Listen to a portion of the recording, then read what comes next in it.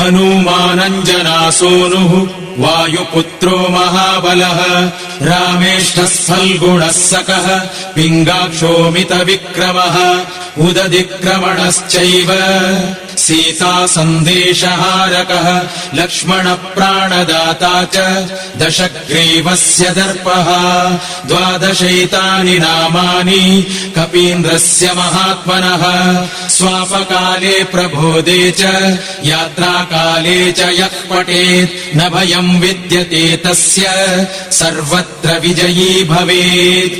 स्वस्ति श्रीहनुमद्12 नाम स्तोत्रम् सम्पूर्णम्।